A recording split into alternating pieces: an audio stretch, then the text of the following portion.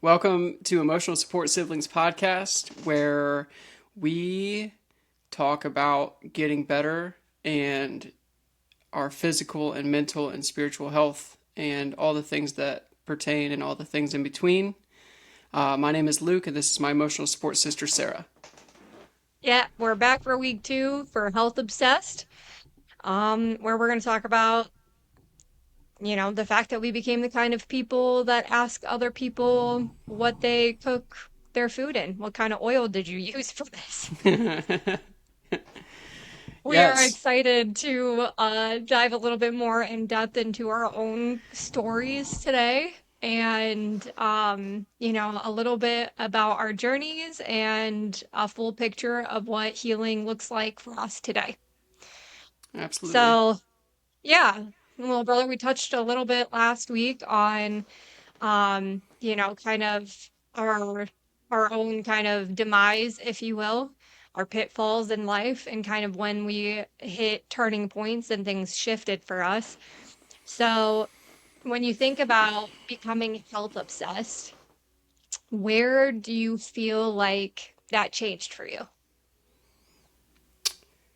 Well, um, I would say I would say day one out of my last stint in inpatient rehab for sure. I mean, probably during that time, but it's really it's really hard to be coming off dope and feel like you need to wash your hands all the time. You know what I mean? We were just doing a bunch of dirty, grimy shit, so there was a bunch of stuff that we had to learn, and I had to learn, of course. But I would say like it was pretty immediate when I was in there that was just something that I had to address. Was my health? It wasn't good. I was tremendously underweight. Uh, when Mm. I think when I went in there, I was, and for reference, I'm like 200 ish pounds now. I think I was like 144 pounds when I weighed in on day one. Um, you could definitely see my ribs. I had no muscle. I hadn't been taking care of my teeth, my body. I was just a wreck. I was a mess. So like when in my experience, anytime that I've tried to clean up my act, the first thing I wanted to do is like clean up my appearance. So Mm. fresh shave, fresh cut, fresh. You brush your teeth for the first time in like a week. Probably eat vegetables for the first time in a year. Do you, with your like drug of choice, I know that like from things that I've like learned, is that something that affects your like mouth and stuff? I mean, I didn't know.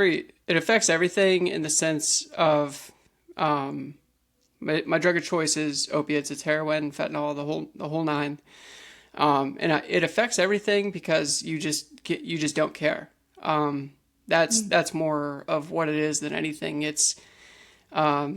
And I can't speak for everybody. I'm sure there's scientific research that says it deteriorates certain parts of the body in certain ways. But in my experience, especially with like my teeth, I just didn't take care of them, and that's Mm. nobody's fault but my own. Mm.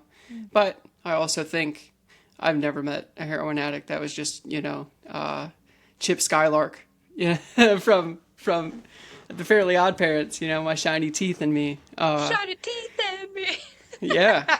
Oh. I could be wrong, but I haven't met them. But no, I mean those were all things that like when I started to clean up my act, those are the first things that I thought about. It was just like my teeth, my appearance. I definitely had to start eating a little bit.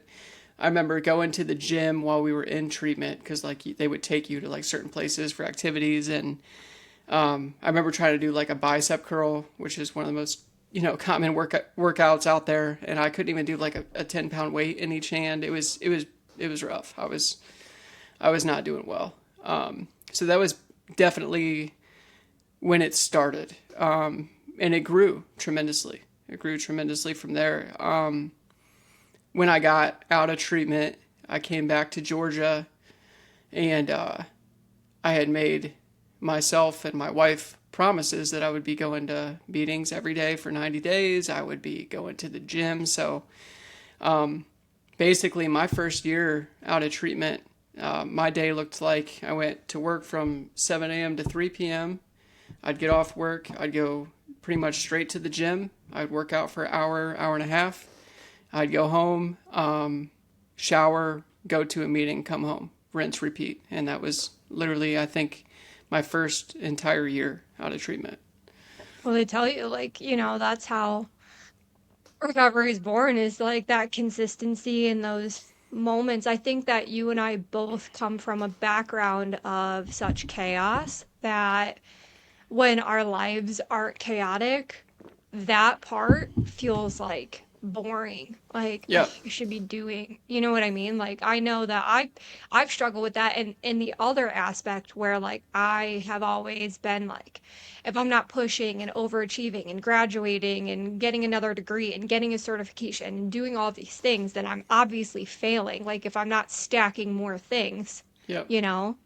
So I know for me, the biggest thing was taking like a bigger step in my faith to kind of Hmm. shift my mind away from that mentality of like attaining things, that I am loved fully just as I am.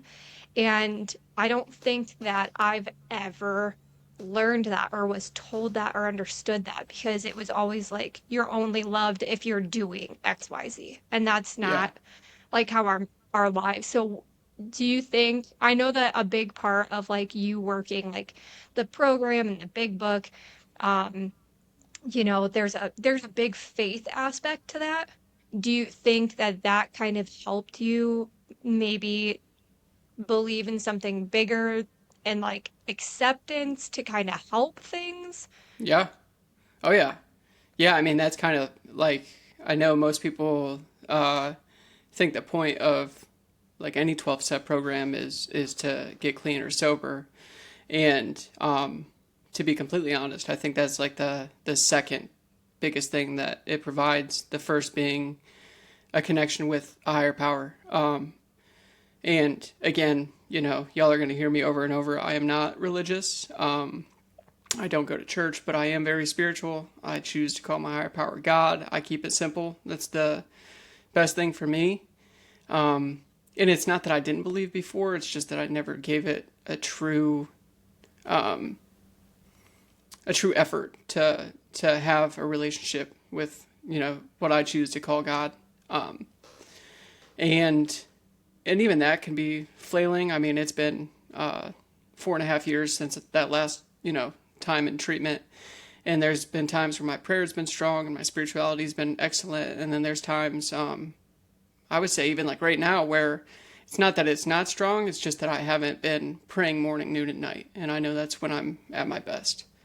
But no, absolutely. I think that was the biggest thing that it had to offer for me was a relationship with whatever my creator is. I remember there was I have very vivid memories of like my first month or two going to meetings, and there's this guy. He goes, Luke.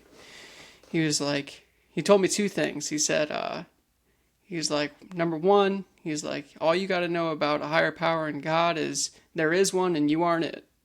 I was like, That's such a, but yeah, even people, I mean, we become our own gods. absolutely, I love that. absolutely. And like, it didn't even resonate with me at the time, but like in hindsight, I get it now a little bit more. Is when you're in active addiction and recovery, like, that's all you think about is me, me, me, me, me. Selfish. It's I am the god of my own way. Like I have to get high today. I have to do this today. I didn't care about anybody else, and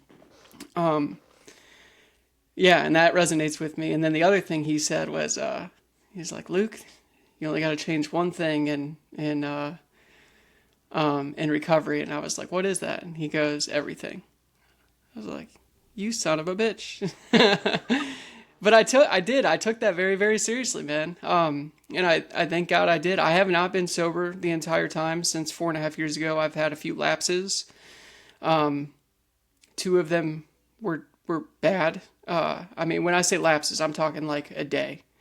And then there was a time where I drank for a little, like, I don't know, a little over a month, and they weren't good. But ultimately, like, each time has been shorter, and I know I like the biggest thing before I would run back to recovery meetings each time, and I'm not saying that that's not important, but this time it's been more of like run back to God, and it's gotten back to that. It's like I need to pray, I need to ask God for some direction. Anytime that I'm asking, I usually am receiving every single time. It's when I'm not asking is when there's an issue.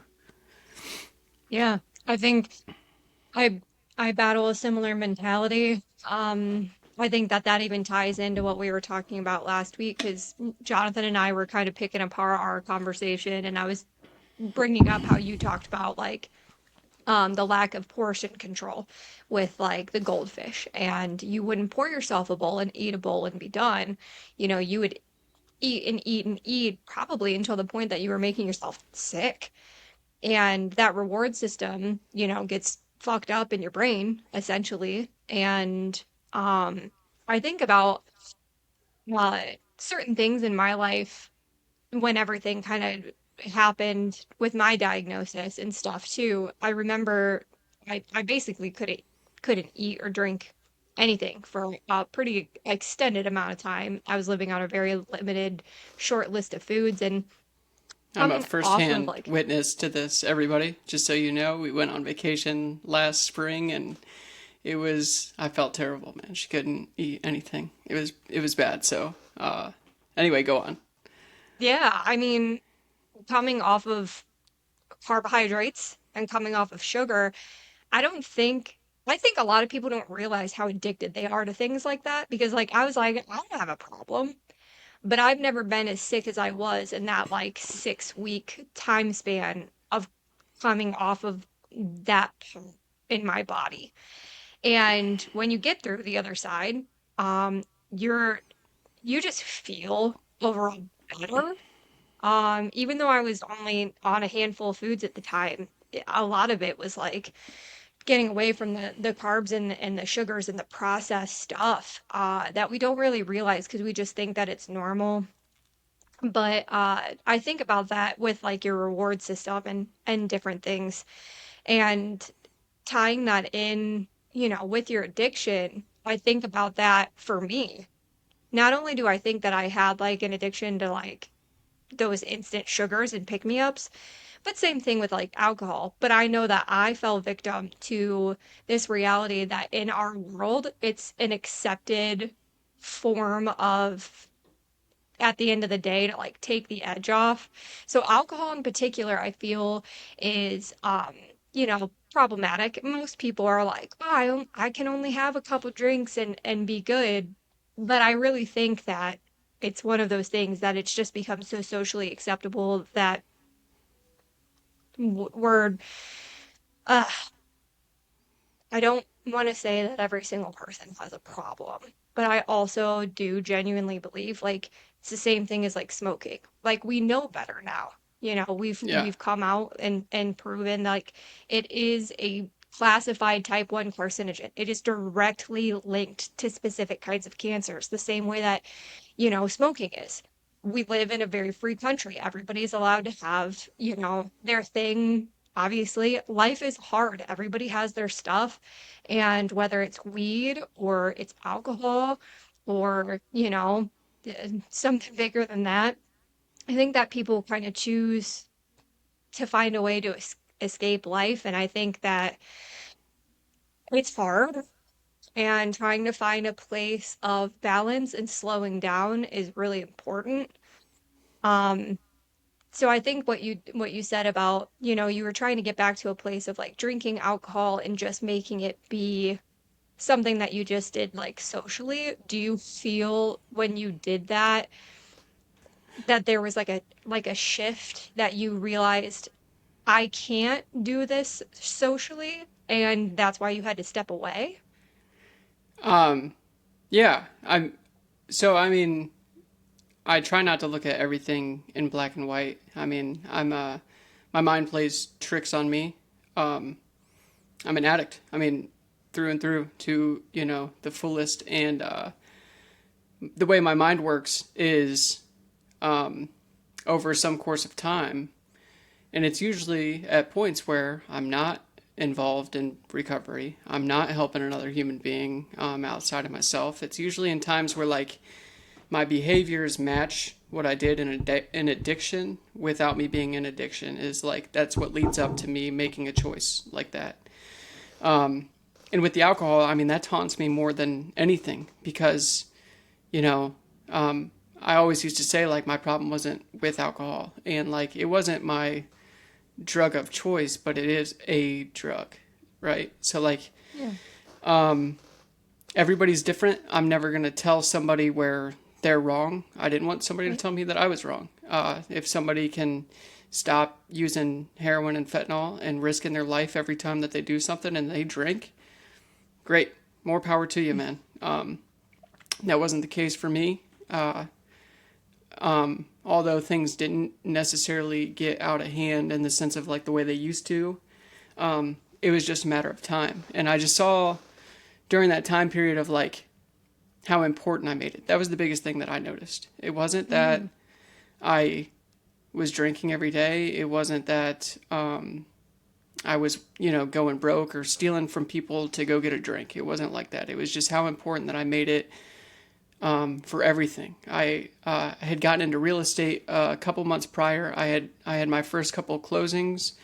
My ego got involved. I thought I was the shit. I just saw a check bigger than I'd ever seen. And like as part of their closing gift, they were a friend of mine, and I had brought them a bottle of Fireball in their closing gift, and we took a shot at the table. And after that, I was like, well, I can incorporate this. This is just part of doing business. It's fun. Most people drink, blah blah blah. And like my mind was just playing tricks on me. After I got the ball rolling, I was like, well, I can. On my way home, I'm gonna stop here and just have a beer or a drink. And then I was planning days to make sure that I had time to go do that. And that I think that was the sickest part in my head. So I can resonate deeply with that. yeah, I feel like me and Jonathan got to a point, the same thing. Like we would just, I'm glad that with my Mass that was like the first thing was like across the board, like don't drink alcohol because it just leads to issues. And I'm kind of glad because I could not see myself just saying like I don't necessarily know if I had a problem with alcohol, but I do know that in that same mentality, I feel similar to that because there would be times that me and Jonathan would be like, I could see myself even now being with my husband and being like, "Huh, we have to get up on a Saturday morning and go watch our kids play soccer. We might as well pack, some orange juice with some champagne and we'll just be able to sip on that while we watch soccer." Like I could see myself being that person. I'm glad that I'm not, but I mean, for me and my mentality for a long time, it was like, what would make this event better? A little bit of alcohol. You know what I mean? Like I wasn't just enjoying swimming to go swimming. I was enjoying it because I was like, oh, I have a margarita poolside and I can take the edge off and like then I'm really like swimming. Or if I go and do, fill in whatever blank. You know what would make this better? If we had a couple drinks before we went and did it. And I wasn't, for example, like we just went and saw the new Jackass movie, which highly recommend. yes, Shout out it was good. Steven. Friends with Knoxville. But literally, I could see me and Jonathan still being those people that we were years ago that we were like, before we go to the movie, let's stop by, we'll take a couple shots at the bar, then we'll really laugh at Jackass, And I Yep. programmed my brain to think that way. Like, I wasn't just gonna laugh at the movie because it was funny. I was gonna laugh even more because I was drinking beforehand and going. And so I get that too, that line of thinking. And it's really hard to admit that that's like not really a healthy mentality to have, I guess, you know? Yeah. Yeah, I think about like when I first started like using, and it's not like I just, it wasn't like I was like 15, 16 and I was like, "All right, here, give me the heroin." You know what I mean? Like it Mhm. people say that weed isn't a gateway, but and to each their own. You know what I mean? If they believe that, I'm not going to try and argue with somebody. For me, I think it was. And my addictive behavior really came to light with that. It became by my senior year of high school. I don't know if I showed up to school not stoned. I mean, I'm waking up. I mean, I used to not even be able to get up on time to make the bus, and now I'm waking up a hour early to get stoned before school. Mm. Um, Wow.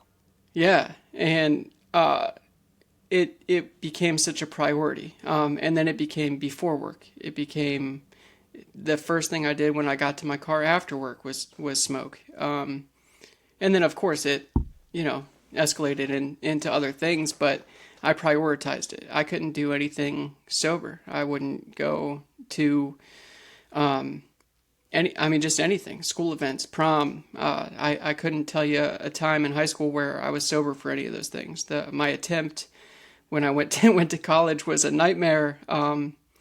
That was one of the worst parts of my addiction, and um, I just got like a $7,000 loan and grant, and I think I showed up to class one or two times. Like that's crazy. Um, It is crazy. And it's just, I think what's even crazier is like, I think I've smoked weed a handful of times in my life. And I hated it every single time. And everybody's like, this time it'll be different. And I'm like, okay. Like, and people would be like, well, last time you smoked a joint, and this time if you smoke it out of a bowl, it's I like, people, I was, okay. Yeah, hated it every single time. And finally got to a point was I'm not gonna fuck with this shit anymore. Like it doesn't make me feel good. I'm not having fun. I'm scared of everything. All of you guys are looking at me weird and I'm not I already am like level 8 anxiety most of the time. And then I would smoke and I would be like on 10 full-fledged, nothing is right here. Everything is wrong. I am not okay. And it was terrible every time. So like for me, yeah, it was I think maybe if I had like a different experience, but at this point I was like, yeah, no, this isn't, it's not for me. But I also think that though considering those things in my life, how high my anxiety was at a very young age played into where things kind of took over for me. I mean, I've seen umpteenth doctors. Nobody can agree on a diagnosis. And ultimately, what I've found across the board is that basically my life has lived at such magnitude of anxiety and stress that now my body does not know A, how to downregulate, and B, what's an actual threat and what's just a perceived threat. mm, And that has completely messed with my brain. Um, so ultimately, when I talk about like my food and stuff from like, we're going on almost 18 months at this point from like the first onset. But if you take it back for me even further than that, my body was shooting off warning signals when I was in my 20s. yeah. 15 years ago.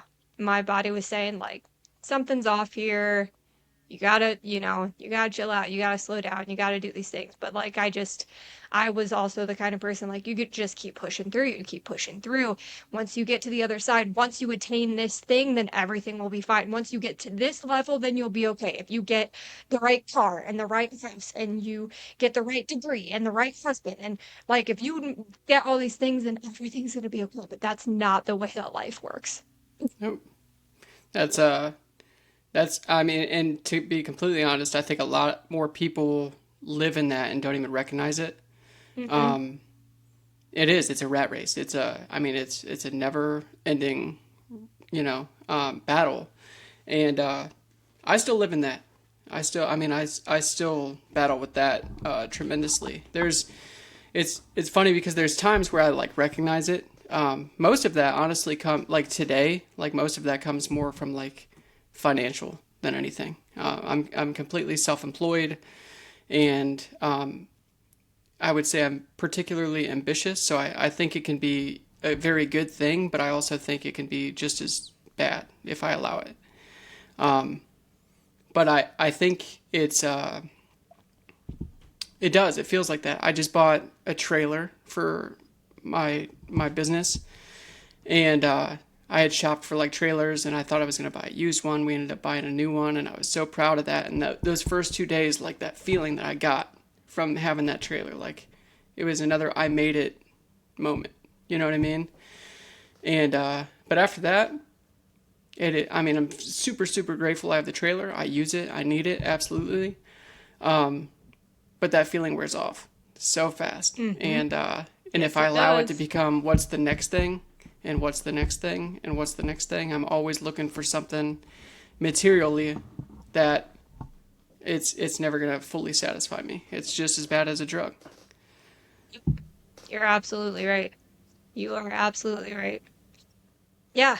Um, I agree. I think the only thing that ever really fills you to be fully satisfied is a belief in something bigger than yourself, because otherwise, why are we all here anyways? You know? Right. I think showing up for other people, like consistently caring for others. I think for me, hospice was a hard job for me to go into when I was a little bitty baby nurse. You know, I graduated at 22. I did a little stint in like some long-term care, like rehab stuff, and then I went directly into hospice. So I was maybe just turning 23, and I did hospice for 10 years. And I loved it. It was a great job, but I will tell you, I learned more caring for that population of patients than I mean, because anybody who's at the end of their life is going to tell you the shit that really matters.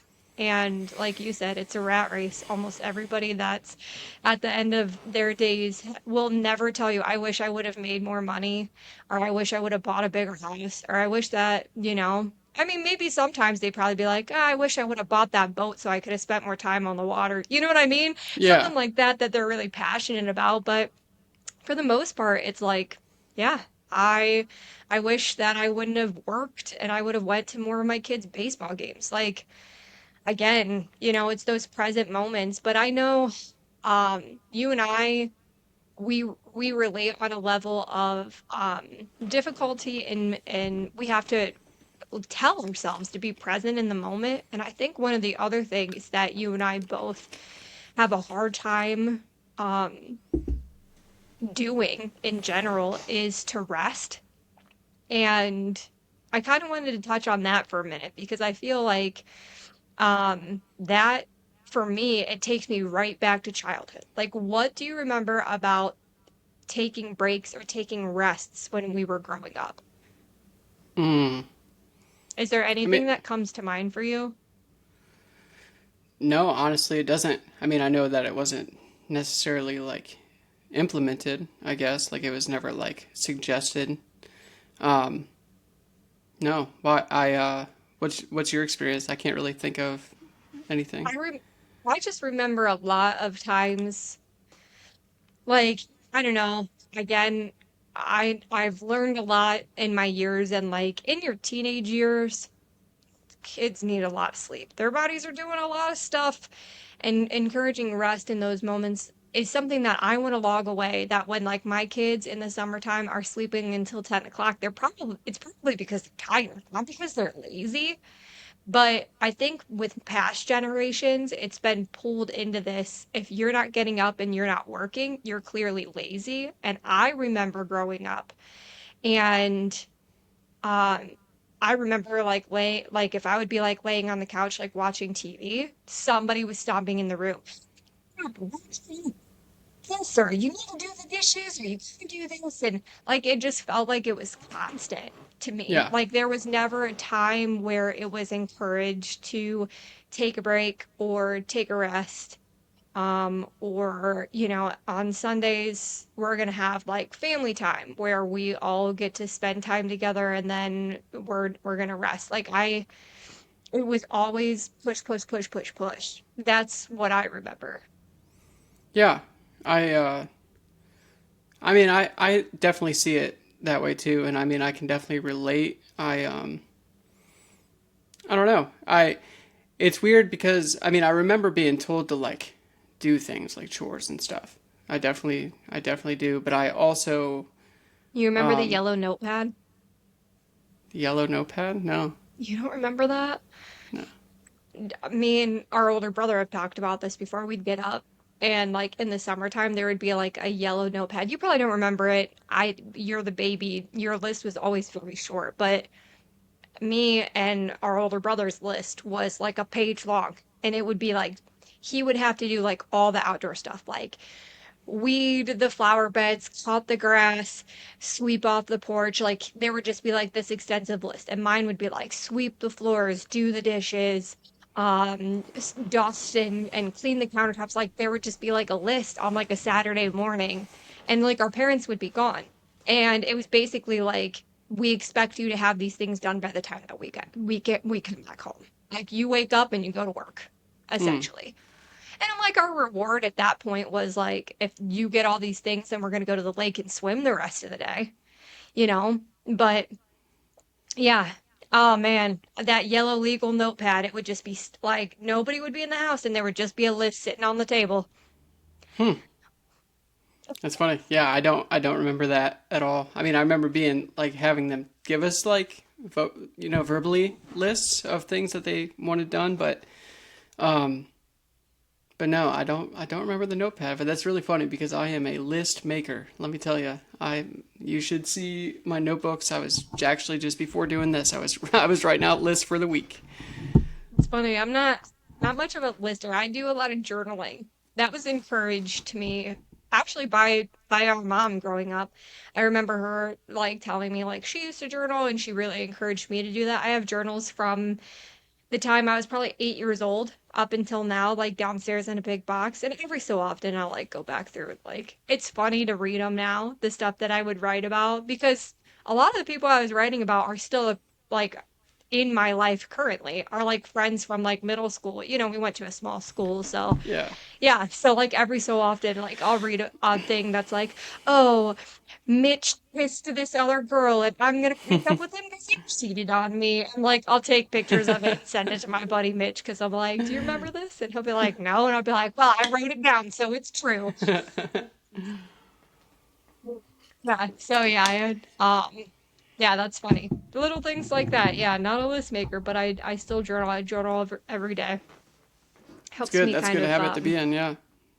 yeah, I mean, it helps me just kind of go back through the things of the day, like highlights and lowlights. It helps a lot. I think that for me in the past few years, it's helped more because of the personality dynamics in our family. Because for a while there, when I started to set boundaries and step away from people and saying, like, you can't treat me like this anymore, but it was made out to be like I was crazy. And then I started questioning, like, am I insane? Like, did I make this up? Am I not? And then I would go back through in those journals and I would read and I'd be like, I didn't make that up. Like, this actually, like, I wrote it down 18 months ago. I didn't make that up. That happened. Well, you remembered it wrong, you know? Yeah. So things like that, it was very helpful to me in like my pieces of like mental health recovery, to come to that too. Yeah. No, I think that's such an important piece too because I would say again without like name calling or diagnosing or name dropping, there's a ton of narcissistic behaviors that we've had to deal with and everything, and one of those is the feeling of us being the crazy ones or me being the crazy one. And one of the coolest parts of like my journey was the recognition that not that I'm always right by no means. Am I always right? I am wrong probably a hell of a lot more than I'm right. Mhm. But uh, when it comes to memory and playback and things that I'm not, there's no way I'm that far off. You know what I mean? Like if I remember everything, you know, or most things throughout my day, especially the big things, right? And I'm fighting with somebody about a big thing and I'm being told that that never happened, But all these other things I remember, like either I do need a diagnosis or that's flat out manipulation on your behalf, you know. But one of the coolest parts of this, journey has been the fact that I can recognize that for what it is, and there's no sense in fighting about that anymore. There's such Like, a peace and acceptance, man. yeah, yeah, it's a Yeah. beautiful, beautiful thing. It really is, and I mean, it sucks that you even have like anybody even has to deal with that with whoever, whether it be your boyfriend, girlfriend, parent, brother, sister, whatever. But if Cousin, second twice removed, foreign aunt. yeah, exactly. That, or, boss or employee or, coworker, whatever. But if, if you're having that issue and you get to that point of like, no, dude, like I'm really not fucking crazy. This isn't worth that anymore. It might hurt and suck at first, and you still might question if you're making the right decision. But I promise you, coming out on the other side, like it's very freeing. It is what it has been one of the most freeing things that I can think of in the last 4 years. Yep. Yeah, I agree. I think dealing with certain things, I think a lot of people, especially when it's family, you don't really know anything different. You were kind of like raised in these certain things, so they're like kind of embedded in you as just like a normal behavior. So it's really hard to shift your brain into an acknowledgement that like this was never okay. And I think a lot of people get stuck there too.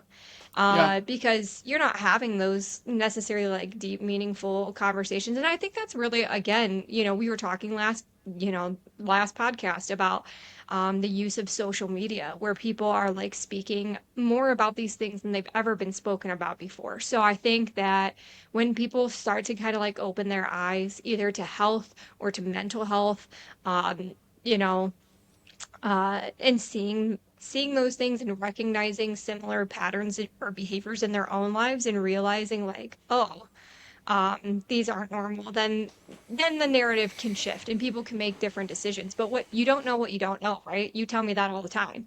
yep, And so when you get to a point where you finally know better, like then you have to take it upon yourself to put certain things into practice. And I know for me, that was the hardest part. Is like I started to learn a lot, but being a people pleaser and being what I was growing up for a very long time was the golden child. And I didn't want to lose that role. I wanted everybody to look at me like, she's really got it together. But then when you get to a point of like acceptance of you're not, somebody told me once, and this is something like at some point I just want to get like a little peach like tattooed on my wrist as like a reminder. And I know that sounds corny, but somebody told me once like you can be the sweetest peach on the tree, but not everybody's gonna like peaches. And like I have to remind myself of that constantly. Like you can be the nicest, kindest, go out of your way, do everything for everyone, and you still ain't gonna make everybody happy, babe. Like you're still not gonna be that person.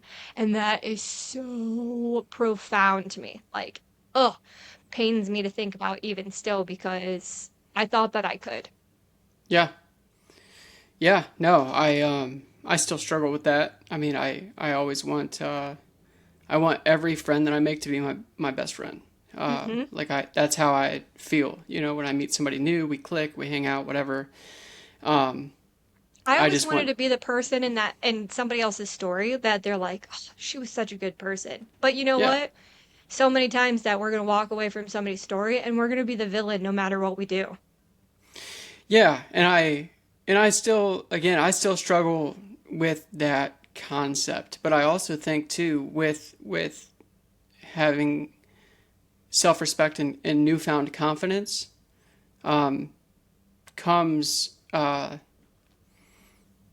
a change within that. And some, people weed themselves out. I was just talking about this with my buddy the other day about how like some people, if they were to like meet me, for example, right now, and I told them my story about like some of the friends and things that I've lost, and that I don't no longer stay in touch with and everything, that that person might walk away from that conversation and be like, well, that's I'm skeptical. You know, why can't he be friends with anybody or Mm-hmm. this and that? You know what I mean? Yeah. And I could see that. And there was a point where a comment like that would have like bothered me.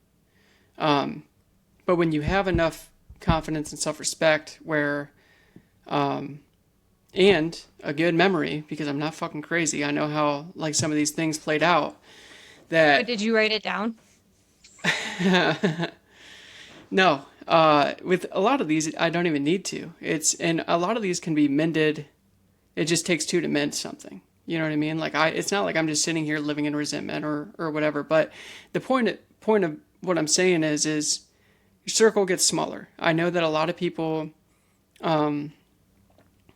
want something from you, and even if you know the intentions are good, if you're not fulfilling said need to a person, then conflict kind of arises. And I've been on the flip side of that where I've needed something from somebody and they've pissed me off, and so selfishly I've definitely been that person. I try not to be that way, but I've found with a lot of the people that have kind of come and left as of recently, it's I've looked at the big picture and I stopped fulfilling a need and or something that they wanted from me, and separation started long ago, and then it kind of just snapped. I would give anybody the shirt off my back. I would give anybody my time freely, a listening ear, all these things. But I also think it's one of those things where, like, fool me once, shame on you. Fool me, it's not going to happen again. I don't know. It's kind of how I Fool me feel. once, shame on you. Fool me twice, shame on you again. No, no, that's Uh, resentment waiting to happen right there. Listen, well, this ties back to like the very beginning of what we kind of started to spiral on is it's an acceptance of letting other people feel the way that they want to feel and make their opinions off what they want to do. Ultimately, you can't change that. And I don't know, when you've lived the first 30 years of your life thinking that you could, that's a hard switch to flip. Mine's rusted, so I'm trying to get it popped back in the right position. But yeah, I don't know. Again, I think that a lot of that ties into the things on my end that became my illness. I think, I read a lot of Reddit threads because people probably hear this. Technically, the diagnosis that I have is mast cell activation syndrome. And it's what I would consider a buzzword in the medical community. It's a very umbrella term. So I compare it to what I would call when we would have patients on hospice, we would essentially diagnose them with an umbrella term of dementia. There would be very specific types of them. There would be like Alzheimer's, or there would be Lewy body dementia. So there's like specific aspects to what dementia is as an umbrella, right? So same thing with like mast cell activation syndrome is like this umbrella term for things that I would consider a lot of doctors don't necessarily uh agree that it's an actual thing. It's been in like the medical literature, I would say, for about 10 to 20 years, maybe. But a lot of people, again, are talking about it, and like the doctors that I've seen going through allergy and immunology can't diagnose me because I would be having these systemic reactions to foods. My throat will swell. I get these impending, like this impending sense of doom. Like I am dying right now. I would go to the hospital, and they would be like, "Well, you're not technically in anaphylaxis." I would have like severe GI distress. Um, and it just felt like every time I was seeing somebody, nobody really knew what to call what was happening to me. And then so I would go through like the blood work and the skin prick testing with the allergy and immunology community, and everything would kind of come back like maybe a little iffy, but not like full-fledged. And so I heard about like a place that tests for genetic compounds that would basically tell you if you're more likely to have things like anaphylaxis. And I tested positive for this genetic, um, alpha tryptosemia is what they call it. And I've found that in our family, there's also been like an extensive history of like gut issues. Like our family, quote unquote, calls it the Murphy gut, but now I'm kind of realizing like I think this is a mast cell issue that everybody's kind of been dealing with generationally. Mine just kind of finally got to the point where it came to a head and it was like not just GI distress, now it's a systemic reaction. So when I started kind of chasing that, I was essentially last year down to only being able to eat red meat and cabbage for weeks. It was awful. Oh my God, I wouldn't wish it on my worst enemy. It was so bad. And like my body would just freak out every time I would try and eat something. I would eat apples and my tongue would swell and become really painful. I would get these like rashes across my face, what they call like facial flushing. And like I said, like the GI distress. So I had all these like things that would pop up that weren't normal, but everybody was like, oh, could be IBS, could be allergies, but all your allergy stuff is normal. So we didn't really know. And so like I went to functional medicine and they took a 24-hour urine jug test and they tested for heavy metals and they tested for everything. I think they took the first time that I went up there, I think they took something close to like 32 vials of blood, and they ran everything under the sun. And then some of the markers came back weird and off. And that's when I was like, I'm not making this shit up in my head. It's on paper. And for mast cells, a lot of people chase what they call tryptase, which is what your body produces when it's in a flared response or an anaphylactic reaction. And my markers were elevated every single time. Took it back to doctors. Well, some people just run high in tryptase. So what do I do? I don't know. We'll just start throwing you on meds and see what sticks. I'm like, no, there's got to be like, and this is like the part of my healing journey. And when I finally, as a nurse that's worked in the system, went into patient mode, which was awful, finally got to a point where I was like, there is a root cause. There's something that is going on that needs to be mended, it needs to be fixed, it needs to be addressed. I don't want to be a 35-year-old woman on 5 different medications to treat the symptoms from the blood work that's showing abnormalities. Like, why is my body doing this? And then what do we do to correct it? So I think that's, I believe in modern medicine. I love it. It's great. But I also think that we have gotten so specialized that we stopped looking at a full picture and we started just looking at like, oh, well, if you have IBS symptoms, then we're going to send you to gastroenterology. If you have allergy symptoms, we're going to send you to an allergist. If you are having like the brain fog that I was having the heart palpitations and bradycardia, so I was seeing a cardiologist. Like I was seeing all these specialized doctors that all had different ideas of the stuff that was going on, and essentially, but nobody could look at the whole thing and be like, this is what we're going to do. So it's been a battle for sure. Yeah, absolutely. A frustrating one. Yeah. Yeah, it has. But ultimately, I'm in a significantly better place. And like I've drawn my own conclusions, and I'm probably going to piss some people off with this statement, and so be it. But ultimately, I think I would say the vast majority of issues that we have here is linked to food. I think that a lot of people, we've become very divisive over things like vaccines.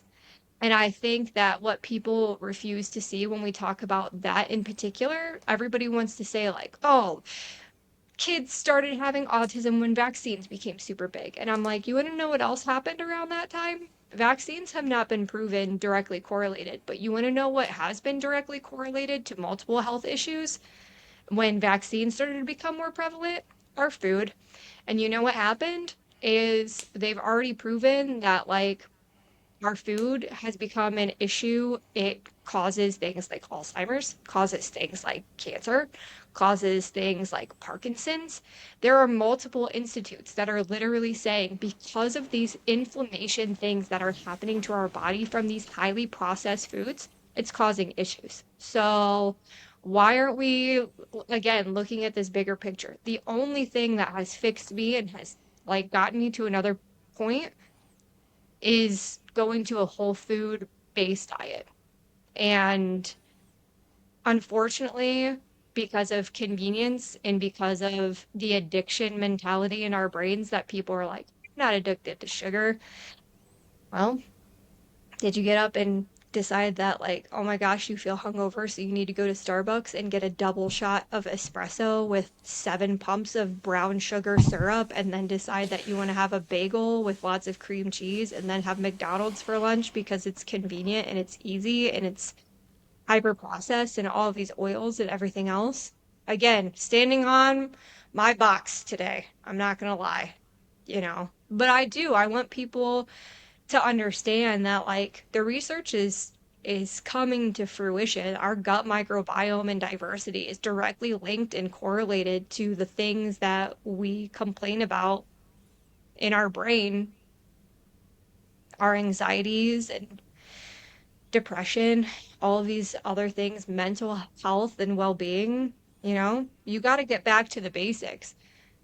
The basics are movement, the basics are nature, the basics are whole foods. When you focus on those three things, I tell everybody, give it 3 months. If you come to me and tell me that you focus on those three things for 3 months and you tell me that you're not feeling better, then, I would be very shocked.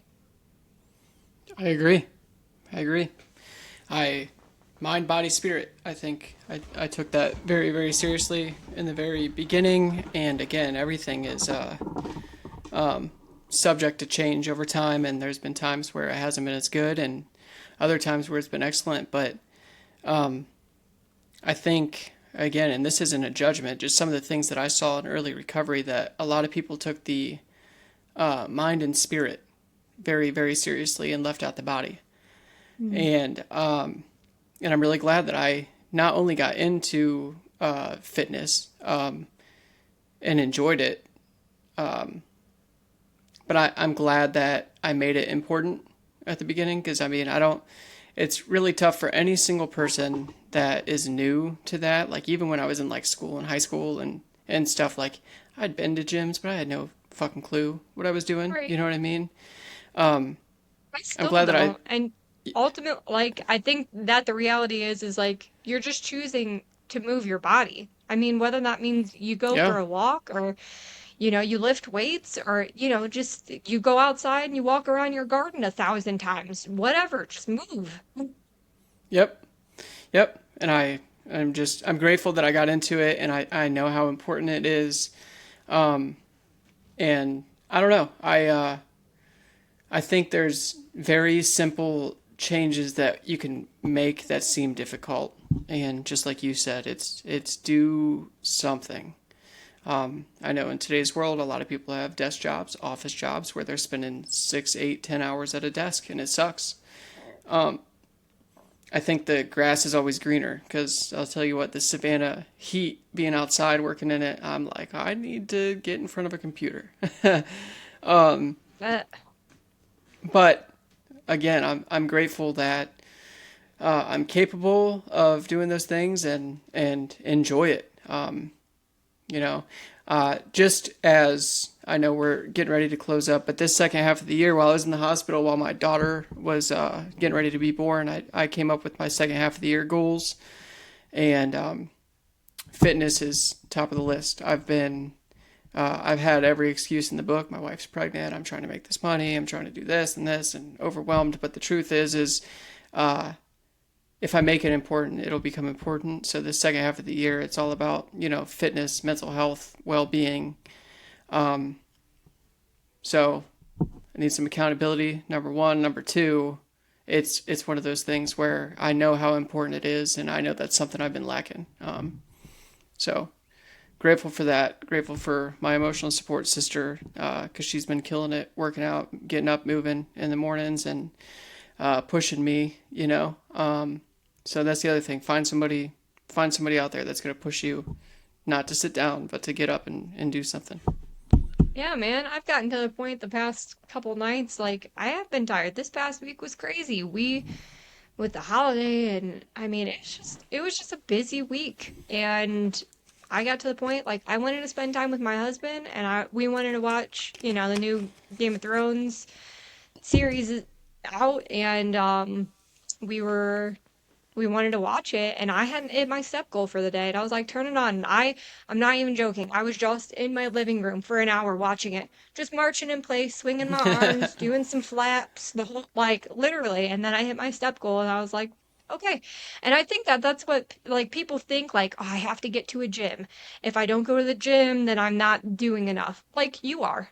Like, if you have enough, like, get something that holds your phone in front of your face and just walk while you're scrolling. I don't care. Do both. If that's what you need to reset on your day, but like, move your body, like, So, but I think we hit on all the big things today. We talked about faith, we talked about movement, um, we talked about all kinds of stuff, health wise, as far as, incorporating those things, diet, movement, nature, whole foods, and the basics. I got on my soapbox today. So, Hell yeah, hell yeah, I love it. I do, and you got to know us a little bit better too. In the in the future, I think each of us will kind of tell a little bit in-depth story of ourselves, but at least y'all got to know a little bit about why we do what we do and what got us here and what we're doing now. Um, but but yeah, we definitely it's relatable. We get it. Definitely get it. We're out here, fighting the good fight alongside y'all. yep, every day. Every day we are here.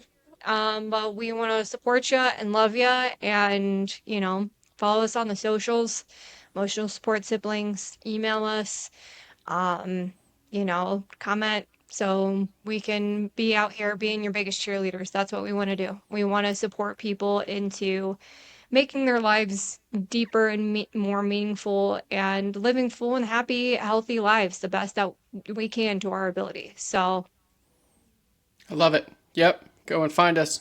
Comment, talk shit if you want. We don't care. Say what's up. And yeah, we'll see you next week. Do we got a topic next week?